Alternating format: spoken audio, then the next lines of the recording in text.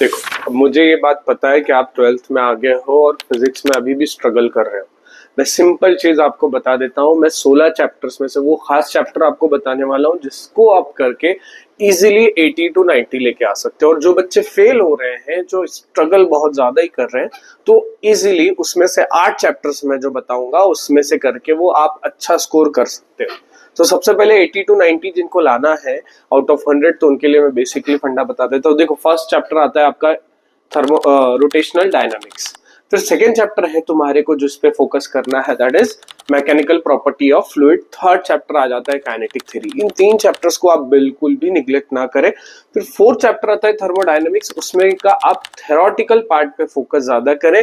फिर उसके बाद आता है आपका, देखो, ऑसिलेशन। मुझे पता है ऑसिलेशन में आप बहुत बच्चे कंफ्यूज हो जाते हो, तो उसको अवॉइड कर देते हैं। ऑसिलेशन के बाद आ जाता है आपका सुपरपोजिशन ऑफ वेव। तो first of all, first priority के साथ आप सुपरपोजिशन से डायरेक्ट क्वेश्चन आपको दिए जाते हैं, डायरेक्ट, तो आपको वो बिल्कुल निग्लेक्ट नहीं करना है।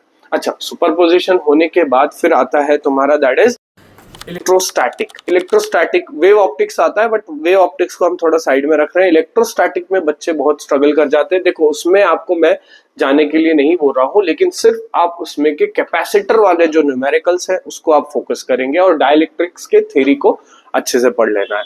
फिर उसके बाद सेकेंड चैप्टर आ जाता है तुम्हारा magnetic field due to electric current, current electricity आ जाता है। करंट इलेक्ट्रिसिटी आप बिल्कुल भी निग्लेक्ट नहीं करेंगे, ना उसके थ्योरी को निग्लेक्ट करेंगे, ना आप उसके न्यूमेरिकल्स को निग्लेक्ट करेंगे। Wheatstone bridge is very important part of this chapter.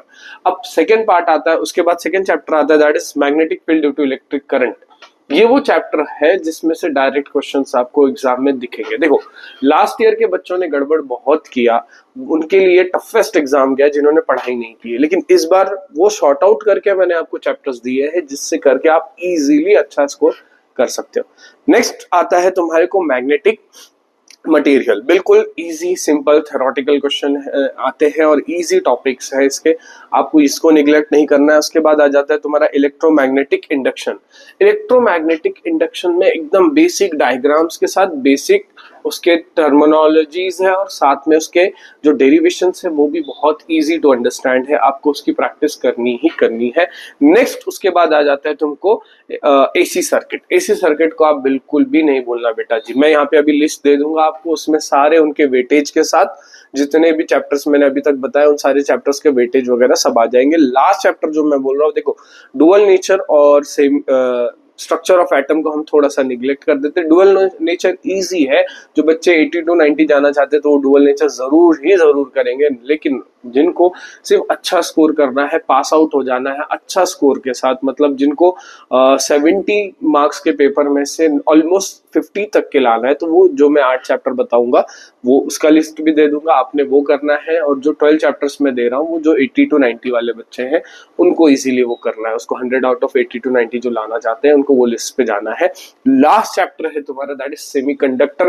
बेटा बेसिक एकदम डायरेक्ट क्वेश्चंस इसमें से पूछे जा रहे हैं, आपको वो बिल्कुल भी निग्लेक्ट नहीं करना है। Semiconductor is very important. अब मैं यहाँ पर लिस्ट दे दूंगा 8 वो चैप्टर जिससे आप पास आउट हो जाओगे, और बाकी का जो दूसरा चैप्टर है दैट इज जो 12 चैप्टर्स की मैं बात कर रहा हूँ विथ वेटेज, आपको वो चैप्टर्स फोकस करना है। और हाँ, इसके साथ एक चीज और, अगर आप चाहते हो कि इन चैप्टर्स में से भी कौन से आईएमपी टॉपिक्स है, तो आप जस्ट वेट करें हमारे नेक्स्ट वीडियो का, जिसमें मैं और डिटेल में बताऊंगा कि इन 12 चैप्टर्स या इन 8 चैप्टर्स में से कौन सबसे ज्यादा आईएमपी टॉपिक्स है जो डायरेक्ट तुम्हारे बोर्ड्स के पेपर में आपको मिलेगा। ठीक है, थैंक यू।